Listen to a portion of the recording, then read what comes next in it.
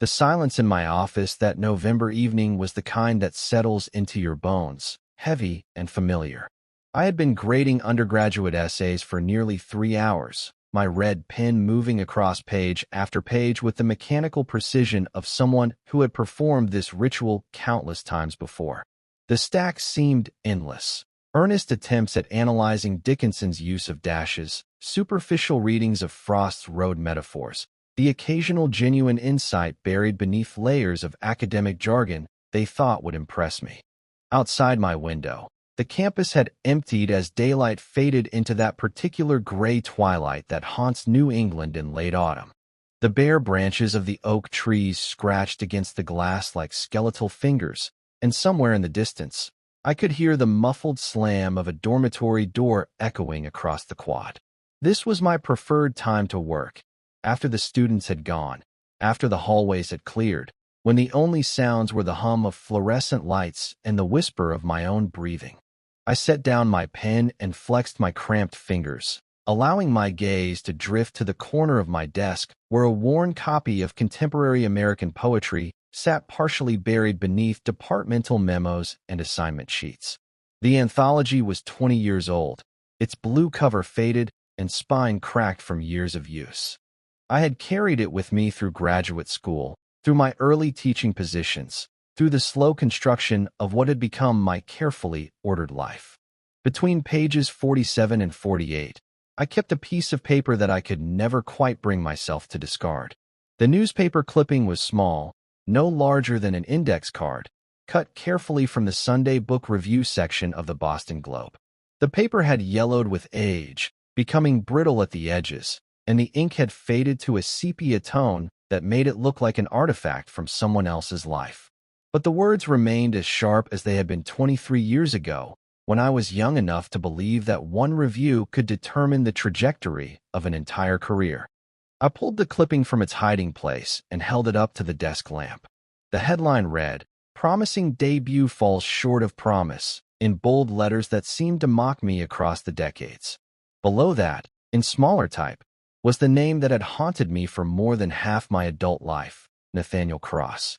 His review of my first and only collection of poetry had been surgically precise in its cruelty, each sentence designed to cut deeper than the last.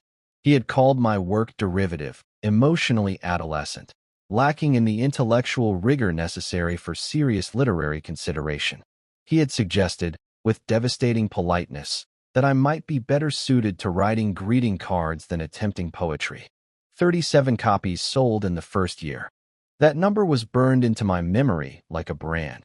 The irony was not lost on me that I now spent my days teaching others to find their voices while I had completely abandoned my own. In my classroom, I preached about courage, about the necessity of vulnerability in art, about pushing past the safe boundaries of convention to find something true and urgent and necessary. My students looked at me with the kind of respect reserved for those who had somehow figured out the mysteries of creative expression. They had no idea that their professor had been silenced by a handful of paragraphs in a newspaper most of them had never heard of. I folded the clipping carefully and slipped it back between the pages of the anthology, then covered the book with lecture notes as though I were burying evidence of a crime. My wedding ring caught the light as I moved my hand, and I found myself twisting it absently, a nervous habit I had developed over the years whenever I thought too long about the choices I had made. The band felt heavier than it should have, though I could never quite articulate why. Perhaps it was the weight of 18 years of careful domesticity, of conversations that skimmed the surface of deeper truths, of a love that had settled into something comfortable and predictable and safe. Through my window, I could see the empty classroom across the hallway, chairs stacked neatly on desks, the whiteboard erased clean. Tomorrow I would stand in front of another group of students and encourage them to take risks with their writing, to dig deeper, to find something authentic beneath the layers of self-protection we all construct. The contradiction felt suffocating some days. My computer chimed softly, indicating a new email. I glanced at the screen without much interest, expecting another administrative announcement or a student's excuse for a late assignment. But the subject line made my breath catch in my throat and my hand freeze above the mouse. Keynote invitation, New England Literary Conference. Guest speaker, Nathaniel Cross. For a moment, the office seemed to tilt around me. The fluorescent lights buzzed louder, the shadows in the corners deepened, and the yellowing clipping between the pages of my anthology seemed to pulse with renewed life. 23 years collapsed into a single instant, and I was young again, standing in a bookstore holding the Sunday paper with shaking hands, reading the words that would reshape my understanding of myself and my place in the world. I stared at the screen until my eyes began to water, afraid that blinking might make the name disappear, afraid that not blinking might make it more real than I could bear. The past, which I had worked so carefully to contain, began to seep through the cracks in my composure like water through a failing dam. The drive home from the university took 43 minutes in evening traffic, 43 minutes during which I tried to push Nathaniel Cross's name from my mind and return to the familiar rhythms of my daily existence. The email sat unopened in my inbox like a time bomb, but I forced myself to focus on the mundane details that had anchored my life for so many years. The grocery store receipt on my dashboard, the classical music station playing Chopin with just enough static to be irritating, the same sequence of traffic lights that had marked my commute for the past decade. Our house sat at the end of Maple Street in Lexington, a colonial revival with cream-colored siding and black shutters that Evelyn had chosen because it looked, in her words, like the kind of place where serious people lived serious lives. The front lawn was meticulously maintained, the hedges trimmed to geometric precision, the walkway lined with seasonal flowers that Evelyn replaced 4 times a year according to a schedule she kept posted on the refrigerator. It was the sort of house that announced respectability to the world, the sort of house that said its inhabitants had made all the right choices. I pulled into the driveway and sat for a moment in the gathering darkness, watching the warm light spill from the kitchen window. Through the glass, I could see Evelyn moving between the stove and the sink with the efficient grace of someone who had choreographed this particular domestic ballet thousands of times. She was wearing the blue sweater I had given her for Christmas 3 years ago, her graying hair pulled back in the simple ponytail she favored for weekday evenings. There was something both comforting and suffocating about the predictability of it all. Naomi was already at the dining room table when I entered, her calculus textbook open beside her plate, pencil moving across the pages with the same methodical precision I had been using on student essays just hours earlier. At 17, she had inherited my serious expression and Evelyn's organized mind, but there was something else in her dark eyes, a watchfulness that made me wonder what she saw when she looked at her parents across the dinner table each night. Evelyn turned from the stove as I hung my coat in the hall closet, offering me the same gentle smile she had perfected over 18 years of marriage. "How was your day?" she asked, and I gave her the same measured response I always gave. "Fine, productive, a few difficult students, but nothing I couldn't handle." She told me about her afternoon at the museum, a new exhibit on American folk art that was generating more interest than they had anticipated. The conversation flowed along its well-worn channels, each of us playing our assigned roles with the unconscious skill of veteran actors. Dinner was pot roast with potatoes and carrots, the same meal Evelyn prepared every 3rd Tuesday of the month according to the menu rotation she had established years earlier. We discussed Naomi's college applications, her upcoming interview at Dartmouth, the scholarship essay she was struggling to finish. Evelyn mentioned that her sister had called about Christmas plans, wondered if we should try that new restaurant downtown, asked if I remembered to schedule my dentist appointment. Normal conversations, the currency of functional family life. Yet I found myself participating as though from a great distance, as though I were watching these 3 people through bulletproof glass.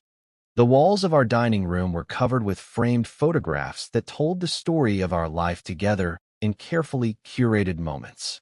Evelyn and me on our honeymoon in Vermont, young and hopeful, standing beside a covered bridge with our arms around each other. Naomi as a toddler, gap-toothed and laughing, covered in birthday cake frosting. Family vacations to Cape Cod. Thanksgiving dinners with Evelyn's parents, graduations and anniversaries, and all the small celebrations that mark the passage of time in a well-ordered existence. The evidence of a dutiful life, arranged and displayed like artifacts in a museum of domestic achievement. But there were gaps in the visual narrative, spaces where other photographs might have hung if my life had taken a different path. No images of book launches or literary events. No pictures of me at poetry readings or accepting awards. The man in these photographs was a husband and father and professor, but never a poet. That version of myself had been carefully edited out of the family story, excised as cleanly as a tumor. After dinner, I retreated to my study while Evelyn helped Naomi with her essay and loaded the dishwasher. The room was smaller than my office at the university, lined with bookshelves that held the accumulated reading of 2 decades in academia. Literary criticism, anthologies, the complete works of poets I taught, but no longer read for pleasure. On the highest shelf, barely visible behind a stack of conference proceedings, sat a single banker's box with my name written on the side in fading ink. I had not opened that box in 7 years. Inside were the only remaining copies of my collection, a few manuscripts of poems I had never submitted anywhere, correspondence with editors who had long since forgotten my name. The physical remnants of my abandoned ambition, preserved like pressed flowers between the pages of a book no one would ever read. Sometimes I caught myself staring at it during the quiet evening hours, wondering what my life might have looked like if I had possessed the courage to continue writing after Nathaniel's review, if I had found a way to transform criticism into fuel rather than allowing it to become a wall. The next morning at the university, I moved through my classes with the same careful precision that had characterized my teaching for 15 years. American poetry from Whitman to the present, 3 sections of 20 students each, young minds eager to understand how language could be shaped into something beautiful and meaningful. I stood at the front of the classroom and discussed Dickinson's revolutionary use of slant rhyme, Frost's deceptive simplicity, the way contemporary poets like Mary Oliver had made the natural world into a mirror for human emotion. My students took careful notes, asked thoughtful questions, wrote essays that demonstrated they had absorbed the lessons I delivered with mechanical efficiency. They saw me as Dr. Mercer, the professor who knew everything about poetry, who could analyze a sonnet's structure or explain the historical context of the Harlem Renaissance with equal facility. They had no reason to suspect that their instructor was a fraud, a man who taught passion while living in emotional exile, who encouraged them to take creative risks he himself had abandoned decades earlier. During office hours, they came to me with their own tentative verses, handwritten poems about heartbreak and alienation and the desperate search for meaning that defines youth. I read their work with the same careful attention I brought to everything else in my academic life, offering suggestions about line breaks and metaphor, encouraging them to dig deeper, to find their authentic voices beneath the layers of self-consciousness that plague beginning writers. The irony was almost unbearable some days. Sarah Chun, a junior from California, brought me a sequence of poems about her grandmother's immigration experience, raw and honest, and filled with the kind of emotional urgency I had once possessed. As I read her work aloud, pointing out the places where her imagery achieved something transcendent, I felt a familiar ache in my chest. Not envy exactly, but a profound sense of loss for the part of myself I had buried beneath years of careful academic respectability. You have real talent, I told her, and I meant it. Don't let anyone convince you to play it safe. The words felt like ashes in my mouth, advice I was incapable of following myself. She thanked me with the earnest gratitude of someone who believed her professor had unlocked some secret about the creative process, never knowing that the man sitting across from her had spent 23 years running from his own artistic voice. That evening, I returned home to find Evelyn arranging fresh flowers in the front hallway, white chrysanthemums that would last exactly 2 weeks before being replaced by something equally seasonal and appropriate. She kissed my cheek absently as I passed, told me that Naomi had stayed late at school for debate practice, asked if I wanted salmon or chicken for dinner. The same gentle routine, the same comfortable patterns that had defined our life together for so many years. But as I climbed the stairs to my study, I found myself thinking about the email I still had not opened, about the name that had haunted my dreams the night before, about the manuscript box sitting on my shelf like a reproach. Somewhere in the distance, I could hear Evelyn humming while she prepared dinner, a sound that had once brought me comfort but now seemed to underscore the vast distances that existed even within the apparent intimacy of marriage. I sat at my desk and stared at the computer screen, cursor hovering over Nathaniel Cross's name in my inbox. 23 years of careful construction. The house, the marriage, the career, the reputation I had built as a scholar rather than an artist, suddenly felt as fragile as the yellowing newspaper clipping hidden in my anthology. One click, and the carefully maintained boundaries between past and present might dissolve entirely. It took me 3 days to open the email. 3 days during which I went through the motions of my ordinary life, teaching classes, grading papers, sitting through faculty meetings, sharing meals with Evelyn and Naomi, while Nathaniel Cross's name pulsed like a migraine behind my eyes. I told myself I would delete it without reading, that some doors were better left unopened, that the past had no claim on the present I had so carefully constructed. But curiosity, that most dangerous of human impulses, finally won out over self-preservation. The message was formal, professional, signed by Dr. Margaret Henley, the conference coordinator I had known peripherally for years. The New England Literary Conference was seeking speakers for their spring symposium, and my name had been recommended for a panel on contemporary poetry pedagogy. An honor, she wrote, and one that came with a modest honorarium and travel expenses. The kind of academic recognition that Evelyn would find meaningful, the sort of professional validation that confirmed I had built something worthwhile from the wreckage of my artistic ambitions. I might have accepted immediately if not for the final paragraph, the one that mentioned the keynote speaker. Nathaniel Cross would be delivering the opening address on the role of criticism in shaping literary culture.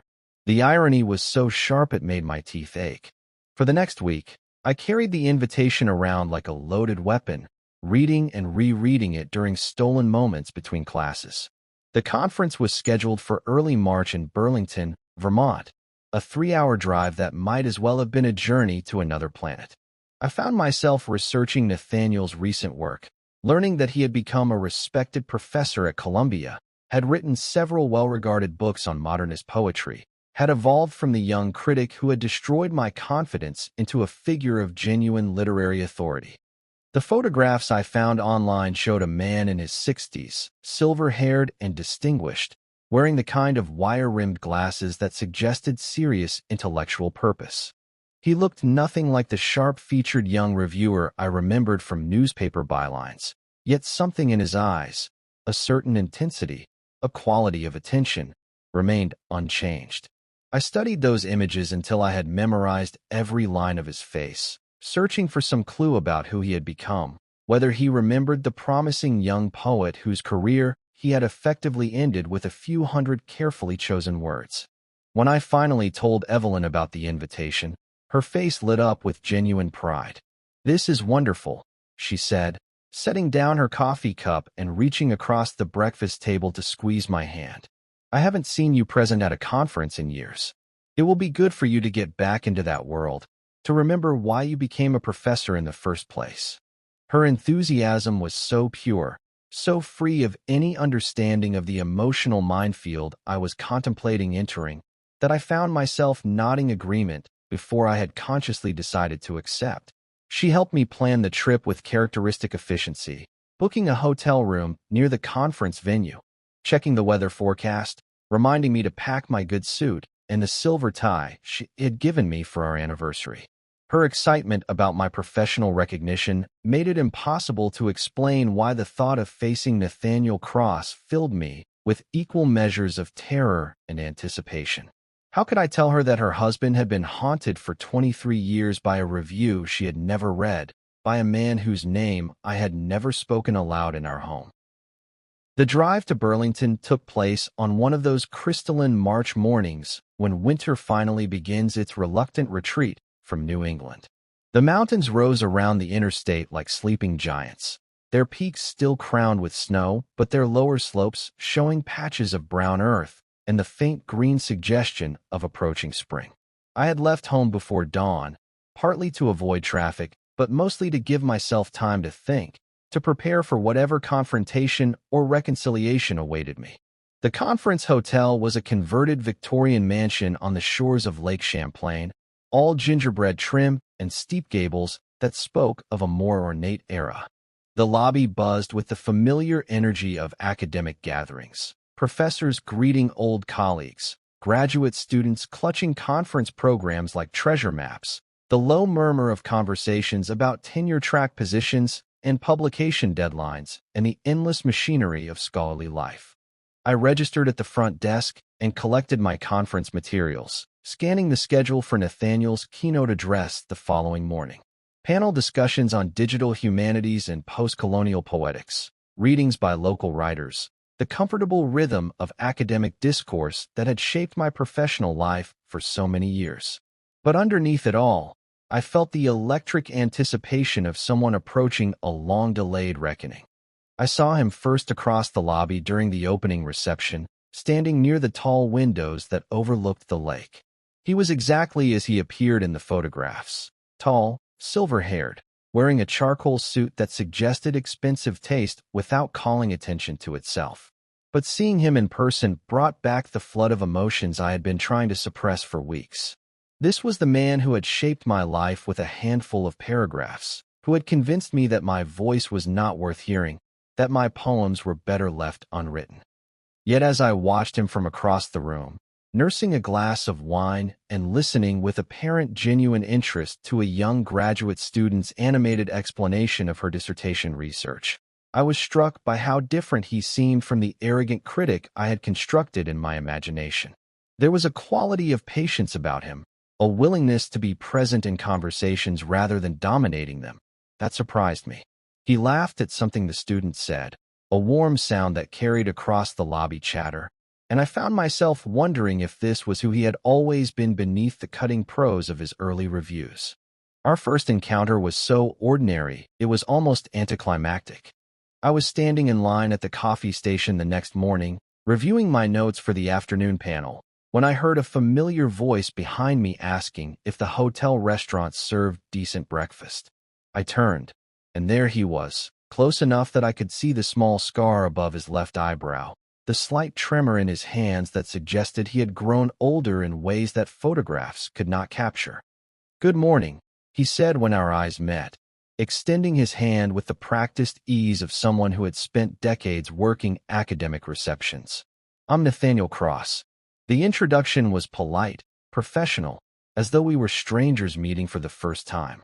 But something in his expression, a flicker of recognition, perhaps, or simply the careful attention he brought to all his interactions, suggested that my name meant something to him. I took his hand and felt the years collapse between us.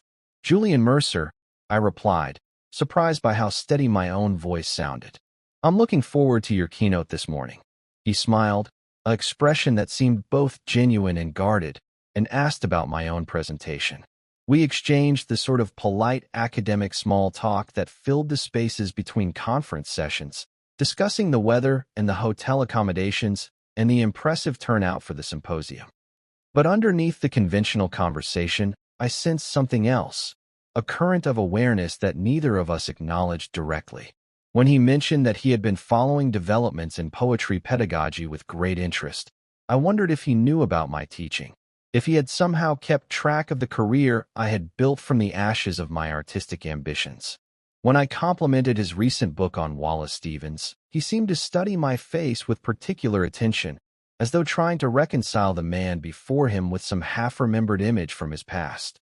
The encounter lasted perhaps 5 minutes, ending when he was called away by the conference organizer to review some technical details for his presentation.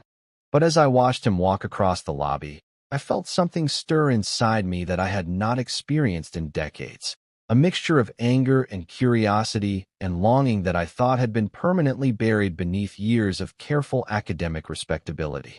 Nathaniel Cross was no longer the young critic who had wounded me so deeply. But he was also not the monster I had constructed in my imagination.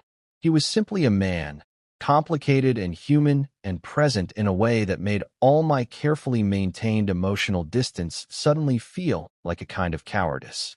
I spent the rest of the morning in a strange state of suspended animation, attending panels and taking notes, but hearing everything through a kind of fog.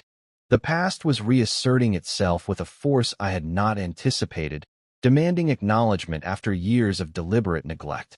Whatever happened next, I realized, would require a kind of honesty I had been avoiding for most of my adult life. My presentation on contemporary poetry pedagogy was scheduled for 2 o'clock on Saturday afternoon, a time slot that suggested the conference organizers considered it important enough to avoid the post-lunch doldrums, but not so crucial as to merit a prime morning position.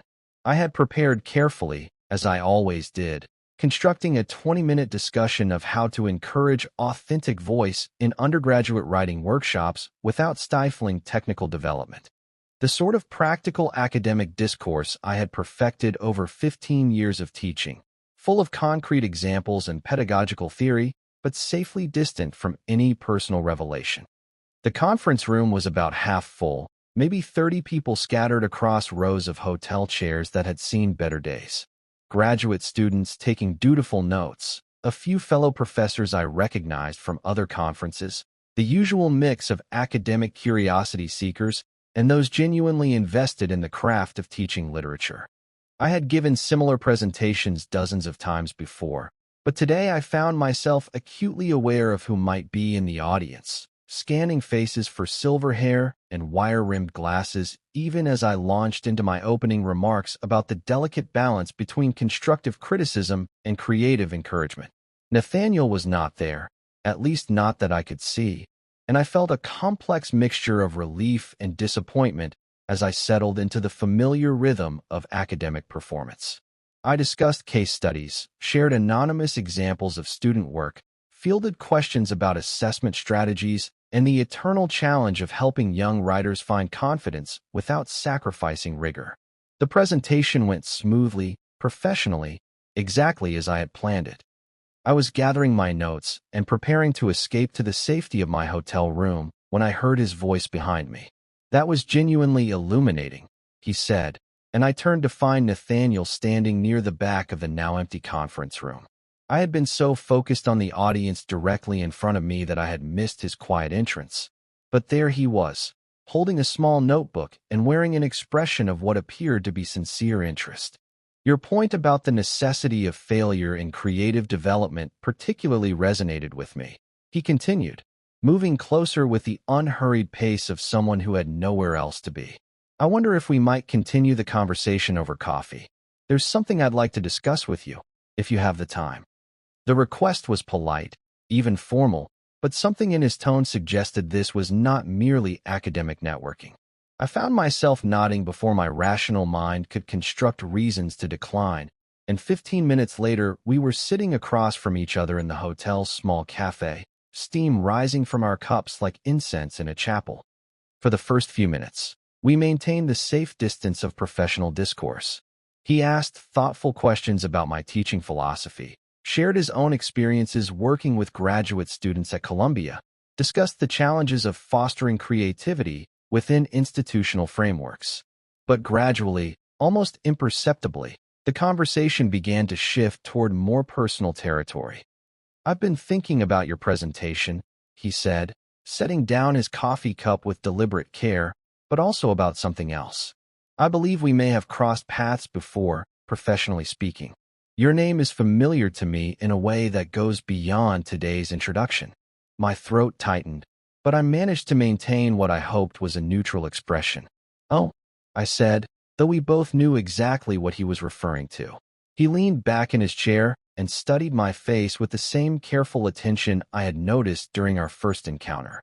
"I reviewed a collection of poems many years ago," he said quietly. "A book called Distances. The author was listed as J. M. Mercer. I've wondered, over the years, if that might have been you." The admission hung between us like a bridge I could either cross or burn. 23 years of careful avoidance had brought me to this moment, and I found myself facing the choice between continued emotional exile and whatever lay on the other side of honesty. "I'm surprised you remember," I said finally. It wasn't exactly a memorable collection, commercially speaking. Something shifted in his expression, a tightening around the eyes that might have been regret or recognition or both. "Actually," he said, "I remember it quite well. Perhaps too well, if I'm being honest. I've thought about that review more times than I care to admit, and not with pride." The conversation that followed was unlike anything I had experienced in decades.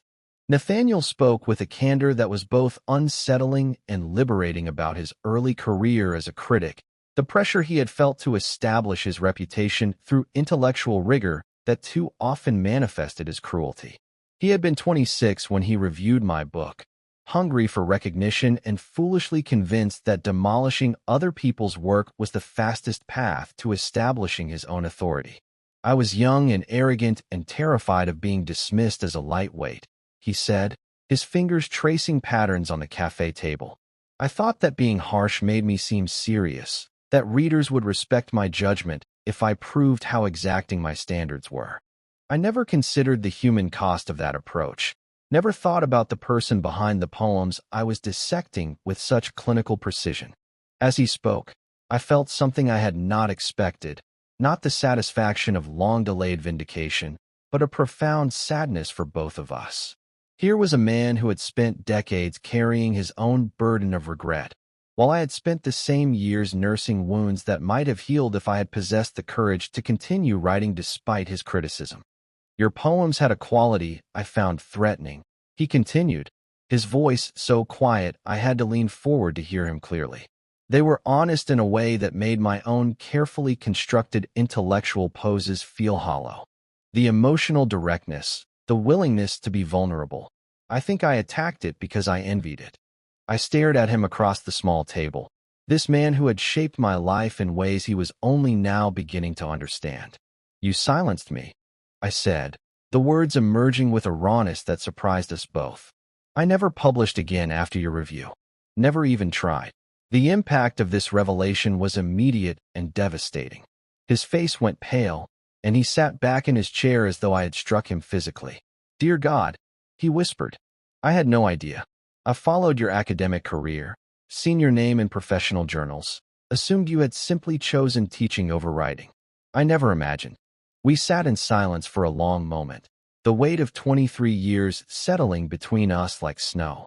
Around us, the cafe continued its normal rhythm. Other conference attendees discussing panels, the soft clink of dishes being cleared, the hiss of the espresso machine, but I felt as though we were suspended in a bubble of shared recognition. When he spoke again, his voice carried a certainty that cut through all my years of self-doubt. "You had a voice the world needed," he said. "Raw, yes, and unpolished in places, but authentic in a way that's rare in contemporary poetry. I should have recognized that gift instead of trying to diminish it." The conversation stretched on as the afternoon faded into evening, two men finally acknowledging the connection that had existed beneath our formal introduction. We walked the shore of Lake Champlain as the sun set behind the mountains, our words creating small clouds in the cold air. Nathaniel told me about his own abandoned creative writing, the novel he had started and stopped a dozen times, the poems he wrote in private but never showed to anyone. We compared notes on loneliness, on the ways academic life could become a refuge for more authentic forms of existence, on the terrible safety of living a life that no one could criticize because it never risked anything meaningful. There was something almost magical about those hours, a sense of recognition that went deeper than shared professional interests or mutual regret. We were two men who had spent decades constructing careful personas, he the distinguished critic, I the respected professor, while hiding the more vulnerable aspects of ourselves that had drawn us to literature in the first place. Walking beside him in the gathering darkness, I felt more myself than I had in years, as though some essential part of my identity was finally being allowed to breathe. When we parted that evening outside the hotel elevator, I found myself reluctant to return to my room, to the isolation that had become so familiar I had forgotten it was a choice rather than a necessity. Nathaniel seemed equally hesitant to end the conversation, and we stood for a moment in the bright lobby lighting, two middle-aged professors who had somehow stumbled back into the territory of genuine human connection. "I'd like to continue this conversation tomorrow," he said, his hand briefly touching my shoulder in a gesture that was both casual and charged with unspoken significance. "Perhaps we could have breakfast before the final sessions." I agreed, though some part of me knew that breakfast would lead to other conversations, that the careful emotional architecture I had spent decades constructing was beginning to show cracks that might prove irreparable. As I rode the elevator to my floor, I caught my reflection in the polished doors and was startled by what I saw. The man looking back at me appeared younger somehow, more alive, as though our conversation had awakened something that had been dormant for so long I had forgotten it existed. That night, alone in my hotel room with the lake stretching dark and endless beyond my window, I did something I had not done in 23 years. I opened my laptop and began to write. Not lesson plans or conference abstracts or the careful academic prose that had sustained my career, but poetry. The words came slowly at first, tentative as winter sunlight, but with an honesty that felt both terrifying and inevitable. I wrote about recognition, about the courage required to be seen authentically by another person, about the strange alchemy that can transform a lifetime of regret into something approaching grace. The poems were rough, unpolished, probably terrible by any objective standard, but they were mine in a way that nothing had been mine for decades. As I wrote, I found myself thinking not just about Nathaniel, but about the man I had been before his review convinced me that my voice was not worth hearing. That young poet had been flawed, certainly, overeager, and sometimes clumsy in his metaphors, but he had also been fearless in ways I was only beginning to remember. Sitting there in the blue glow of my laptop screen, I felt him stirring back to life, demanding acknowledgement after years of deliberate neglect. The final day of the conference passed in a blur of panels and presentations, but I found myself attending them as though from a great distance, my attention constantly drifting to Nathaniel's presence in various audiences and hallways. We had shared breakfast as planned, continuing our conversation from the night before with an intensity that felt both natural and dangerous. Every interaction seemed charged with significance. Every casual comment weighted with meaning I was only beginning to understand. By evening, as the formal sessions concluded and other attendees began their journeys home, I realized I was not ready to leave. Not ready to return to the careful routines of my Lexington life, to the polite dinner conversations and grading sessions and faculty meetings that had defined my existence for so many years. Something fundamental had shifted during these few days in Vermont, and the thought of stepping back into my old patterns felt like a kind of death. Nathaniel seemed to sense my reluctance. We were standing in the lobby as other professors collected their luggage and said their goodbyes, the familiar ritual of academic conferences winding down around us. "My train doesn't leave until tomorrow morning," he said quietly, his words carefully chosen. "I was thinking of having dinner somewhere in town, away from the hotel restaurant. Would you care to join me?" The invitation was simple enough, but I heard the question beneath the question, felt the current of possibility that had been building between us for 2 days. I should have declined, should have driven home to Evelyn and Naomi and the safety of my established life. Instead, I heard myself accepting. We found a small Italian restaurant in downtown Burlington, the kind of place where candles flickered on checkered tablecloths and the owner greeted regular customers by name. Over wine and conversation that flowed as naturally as breathing, the last of my defenses began to crumble. Nathaniel spoke about his life in New York, the apartment near Columbia where he lived alone with his books and his regrets, the relationships that had never quite taken root because he had never learned to be fully present with another person. I found myself telling him things I had never said aloud, about the hollowness that had settled into my marriage, the sense that I had been performing the role of husband and father rather than inhabiting it, the growing certainty that I had built my entire adult life around avoiding the risk of being truly seen. The wine loosened my tongue, but the honesty felt like something deeper than alcohol, a kind of spiritual necessity I had been denying for decades. When we returned to the hotel, walking slowly through the March evening with our breath visible in the cold air, I knew something irrevocable was about to happen. The conversation had moved beyond words into a territory that demanded physical acknowledgement, a recognition that could not be contained in language alone. His hotel room was identical to mine, bland corporate furnishings, a view of the parking lot, the generic comfort of modern travel. But as he closed the door behind us and turned to face me in the lamplight, the space felt transformed into something intimate and sacred. We stood there for a moment, two men who had spent their entire adult lives hiding behind professional personas, finally allowing ourselves to be seen. The kiss, when it came, felt like the completion of a conversation we had been having since our first encounter in the lobby. His hand touched my face with a gentleness that made my chest ache, and I understood that this was what I had been searching for all my life without knowing it. Not just physical intimacy, but the terrible beauty of being known completely by another person. Everything changed in that moment. The carefully constructed narrative of my life, Julian Mercer, literature professor, devoted husband and father, revealed itself as the fiction it had always been. Here, in Nathaniel's arms, I felt more authentically myself than I had in decades of conventional existence. We talked until dawn, lying together in the narrow hotel bed like teenagers discovering love for the first time. He traced the lines of my face in the gray morning light and told me he had been waiting his entire life to feel this connection with another person. I admitted that I had never understood what people meant when they spoke of passion until this moment, that every relationship I had ever had felt like a pale approximation of what was happening between us. The drive home to Massachusetts was the longest 3 hours of my life. Every mile took me further from the man I had discovered myself to be and closer to the one I would have to pretend to be again.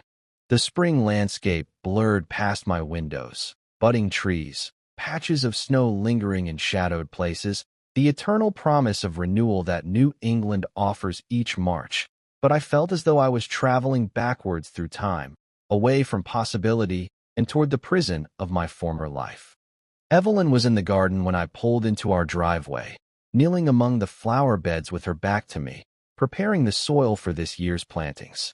The sight of her, so familiar and innocent in her ignorance of what had transpired, filled me with a guilt so profound I could barely breathe. How could I sit across from her at dinner and pretend that nothing had changed, when everything had changed so completely that I felt like a different person entirely? She looked up as I approached, soil on her gardening gloves and a genuine smile on her face. "How was the conference?" she asked, and I gave her the same measured responses I had perfected over 18 years of marriage, describing panels and presentations while carefully omitting the only details that mattered. She seemed pleased by my apparent enthusiasm, interpreting my nervous energy as professional satisfaction rather than the emotional upheaval it actually represented. Naomi was more perceptive. At dinner that evening, she studied my face with the same intensity she brought to her calculus homework, her dark eyes noting changes I thought I had successfully hidden. "You seem different, Dad," she said finally, her fork pausing halfway to her mouth. "More awake, somehow. Like you've been sleeping for years and just woke up." Her observation was so accurate it made my hands tremble. I deflected with questions about her college applications, but I could feel her watching me throughout the meal, sensing secrets she could not name. That night, alone in my study while Evelyn prepared for bed in our room down the hall, I opened my laptop and wrote with a desperation I had never experienced before. The poems poured out of me like water from a broken dam, raw, honest, charged with the electricity of newfound desire. I wrote about recognition, about the courage required to love authentically, about the price of living an honest life in a world that rewarded careful deception. But with each line I wrote, the weight of my situation grew heavier. I was 43 years old, married for 18 years, the father of a daughter I loved deeply. I had tenure, a mortgage, a reputation in my community as a stable and respectable man. The life I had discovered with Nathaniel felt like a gift from the gods, but claiming it would require destroying everything else I had built. Over the following weeks, as spring settled into Massachusetts and Nathaniel and I began exchanging letters and emails with increasing frequency, I felt myself caught between two incompatible versions of existence. During the day, I taught my classes and attended faculty meetings and helped Naomi prepare for her Dartmouth interview, performing the role of Professor Julian Mercer with what I hoped was convincing normalcy.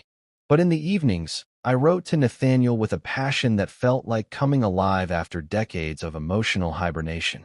The burden of secrecy became almost unbearable.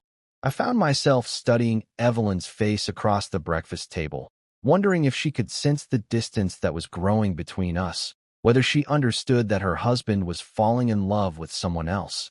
Not just anyone else, but another man, a possibility that would shatter every assumption our marriage had been built upon. The terror and relief of my awakening mingled into something that felt like madness. I was finally, authentically myself for the first time in my adult life, but that authenticity came at a cost that threatened to destroy everything I had believed about who I was and what kind of life was possible for me. Some nights, lying awake beside Evelyn as she slept peacefully, I felt like a man standing at the edge of a cliff, knowing that jumping meant either flight or destruction, but unable to step back from the precipice. For 3 weeks, I lived in a state of suspended animation, performing the familiar rhythms of my domestic life, while carrying a secret that felt like a physical weight in my chest. The poems continued to pour out of me in the late evening hours, raw and unguarded expressions of a love I could not name aloud. I wrote about hands and breath and the terrible beauty of being seen completely, about the difference between existing and living, about the price of authenticity in a world built on careful deceptions. Nathaniel and I exchanged letters with increasing frequency, his elegant handwriting filling pages with observations about literature and loneliness, and the strange courage required to love someone against all reasonable expectation. He wrote about his empty apartment in New York, how it had never felt like home until he could imagine me there, how our conversations had awakened parts of himself he had thought permanently buried beneath decades of academic reserve. Each letter felt like a lifeline and a torment. I would read them in my office between classes, memorizing every phrase, then lock them away in my desk drawer like evidence of a crime. The distance between my public life and private truth grew wider each day, until I felt like a man walking a tightrope over an abyss, knowing that the slightest misstep would send everything crashing down. The inevitable discovery came on a Tuesday night in late April. I had been working in my study after dinner, grading papers with mechanical efficiency, while my mind wandered to a letter from Nathaniel that had arrived that morning. He was planning a trip to Boston for a symposium at Harvard, wondering if we might find a way to meet, to continue the conversation that had begun in Vermont and continued through our correspondence. The possibility of seeing him again filled me with equal measures of anticipation and terror. How could I explain a day trip to Boston to Evelyn? How could I sit across from him in some anonymous cafe and pretend that our connection was merely intellectual when every fiber of my being longed to touch his hand, to feel again the completeness I had experienced in that Burlington hotel room? Lost in these thoughts, I had been careless. When I finally went upstairs to bed, I left one of my newer poems open on the laptop screen, a piece I had written the night before about memory and desire and the way love can remake a person's understanding of themselves. The poem was addressed to a you whose identity would be unmistakable to anyone who read it with attention, filled with references too specific and intimate to be mistaken for abstract literary exercise. I found Evelyn in our bedroom the next morning, sitting on the edge of our bed with a printed copy of the poem in her hands. Her face was very pale, and when she looked up at me, I saw something I had never seen in her eyes before, not anger, but a deep, wounded confusion that cut deeper than fury ever could. She held up the paper without speaking, and I felt the last of my carefully constructed defenses collapse entirely. There was no explanation that would not sound like betrayal, no way to contextualize what she had read that would not shatter the fundamental assumptions our marriage had been built upon. "Julian," she said finally, her voice barely above a whisper. "Who is this about? The question hung between us like a bridge I had to choose whether to cross. I could have lied, could have claimed it was creative fiction, could have bought myself more time to figure out how to navigate this impossible situation. Instead, I found myself sitting beside her on our bed and telling her the truth. I told her about Nathaniel, about the conference in Vermont, about the recognition that had awakened something in me I had not even known existed. I spoke haltingly, searching for words to explain a transformation I barely understood myself. She listened without interrupting, her hands folded in her lap, her face growing more distant with each revelation. When I finished, we sat in silence for a long time. Outside our bedroom window, spring was asserting itself with the aggressive cheerfulness that characterizes April in New England. Forsythia blooming in impossible yellow cascades, daffodils pushing through the mulch in Evelyn's carefully tended flower beds. The contrast between the renewal happening outside and the devastation unfolding in our bedroom felt almost cruel. "How long?" she asked finally. "How long have you been living this lie?" The question forced me to confront a truth I had been avoiding.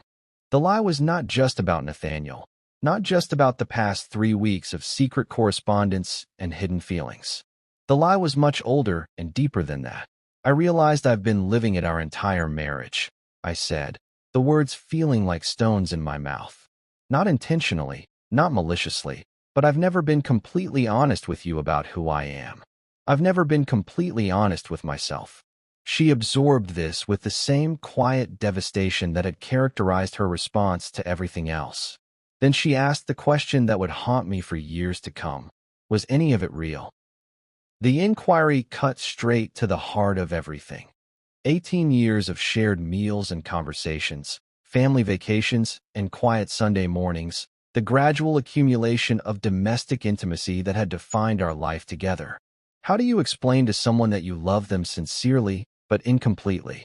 That the tenderness was genuine even though it was built on a foundation of fundamental self-deception? "Yes," I said finally, "but not the way it should have been. I loved you, Evelyn. I loved Naomi more than my own life. But I loved you as much as I was capable of loving anyone when I didn't understand what I was capable of feeling. I was only half alive, and I gave you what I had, but it wasn't everything you deserved." The conversation that followed was the most painful of my life. Evelyn spoke with a dignity that made my betrayal feel even more devastating, asking practical questions about logistics and timing while carefully avoiding any exploration of the emotional wreckage I had created. She asked if I was planning to leave, if I wanted a divorce, if I had any idea what this meant for Naomi's college plans and our financial security and the life we had built together over nearly 2 decades. I realized I didn't have answers to any of her questions. I had been so focused on the impossibility of living a double life that I had never seriously considered what it would mean to choose a single life, either one. The prospect of staying felt like a death sentence, but the prospect of leaving felt like abandoning everything decent and responsible I had ever been. That evening, I called Nathaniel from my office at the university. His voice when he answered was warm with the affection that had sustained our correspondence, but it shifted quickly when he heard the tone of my call. I told him about Evelyn's discovery, about the conversation that had left both of us wounded and bewildered. I confessed my terror at the thought of dismantling a life that had taken decades to construct, even if that life had never felt entirely authentic. I admitted that I was paralyzed by the magnitude of the choice I was facing, unable to move forward, but equally unable to retreat into the safety of my former ignorance. Nathaniel listened with the same careful attention he had brought to our conversations in Vermont, letting me exhaust my confusion before offering his response. When he finally spoke, his words carried the weight of someone who had spent his own lifetime learning hard truths about courage and authenticity. "Julian," he said, "you don't owe me anything. Whatever happens between us, whatever choice you make, you don't owe me a disrupted life or a painful divorce or any sacrifice that feels like martyrdom. But you owe yourself the truth. You owe yourself the chance to live as the person you actually are rather than the person you thought you should be." The clarity of his response was both liberating and terrifying. The choice he was offering me was not between him and Evelyn, not between one life and another, but between authenticity and performance, between the risk of genuine existence and the safety of continued self-deception. After I hung up the phone, I sat alone in my darkened office for hours, staring out at the empty campus and trying to imagine what it would mean to step fully into my own life for the first time. The prospect was both exhilarating and devastating, promising freedom at a cost that seemed almost too high to bear. But as I finally gathered my things and prepared to drive home to a house where my wife now knew I had been living as a stranger, I understood that the choice had already been made. Not by Nathaniel, not by the circumstances that had forced this confrontation, but by the simple recognition that I could no longer pretend to be someone I was not. The only question now was whether I had the courage to follow that recognition to its logical conclusion. The house had been quiet for 5 days. Evelyn had left on Friday morning while I was teaching my Victorian poetry seminar, packing 2 suitcases with the efficient calm that had characterized all her responses to our crisis. She left a note on the kitchen counter explaining that she was staying with her sister in Hartford while we both figured out what came next. The note was kind, practical, free of recrimination, so perfectly Evelyn that reading it made my chest ache with a grief that felt clean and necessary. Naomi had returned to school the following Monday after a weekend of careful conversations in which we told her as much truth as we could manage. She had listened with the same watchful intensity she brought to everything, asking few questions but absorbing every word. When she hugged me goodbye, she whispered that she loved me no matter what, and I understood that my daughter, at 17, possessed a wisdom about love and authenticity that had taken me 43 years to discover. Now I sat at the kitchen table in the early morning light, still wearing yesterday's clothes, surrounded by the debris of a life in transition. Coffee cups I had forgotten to wash, unopened mail scattered across the surface, the detritus of someone learning to live alone for the first time in 2 decades. On the table before me lay 2 objects that seemed to contain the entirety of my future. My wedding ring, which I had removed 3 nights earlier and placed there like an offering to a god I no longer believed in, and a new leather notebook I had bought the day before, its pages still blank and full of possibility. The ring caught the morning light. 18 years of marriage reduced to a circle of gold that felt both precious and foreign. I had worn it so long that my fingers still felt strange without its weight, marked with a pale band of skin that would take months to fade. The notebook lay beside it, dark brown leather soft to the touch, waiting for whatever words I might be brave enough to write. I picked up my pen and began. The first poem was about silence, not the oppressive quiet of secrets and self-deception, but the spacious silence of possibility. I wrote about mornings without performance, about the luxury of being alone with one's authentic thoughts, about the strange peace that comes from finally stopping the exhausting work of pretending to be someone else. As I wrote, I felt something I had not experienced since those first days after the conference in Vermont, the sensation of my own voice emerging from decades of burial, tentative but genuine, like a plant pushing through concrete. The words came slowly but steadily, each line a small act of reclamation. The sun climbed higher as I filled page after page, poems about transformation and loss and the terrible beauty of choosing truth over comfort. I wrote about Nathaniel, about the recognition that had passed between us, about love as a form of radical honesty. I wrote about Evelyn, about the dignity with which she had received my betrayal, about the complexity of loving someone while acknowledging that the love was incomplete. I wrote about Naomi, about the courage required to model authenticity for one's children even when that authenticity destroys their understanding of family. By the time I looked up from the notebook, the morning had become afternoon, and I realized I had been writing for 6 hours without stopping. My hand ached, but the ache felt good, productive, like the soreness that follows necessary exercise. I made myself a simple lunch and sat at the table to eat it, the notebook open beside my plate. The house around me felt different, not empty, exactly, but spacious in a way it never had before. For the first time in years, the silence belonged to me completely. That afternoon, I drove to the university and walked slowly across the campus quad, carrying something I had not touched in 7 years. The manuscript box was heavier than I remembered, filled with the poems I had written in graduate school, the remnants of my aborted first collection, and now the new notebook with its pages of fresh work. The autumn air was crisp with the promise of winter, and leaves drifted down from the oak trees in slow spirals of gold and red.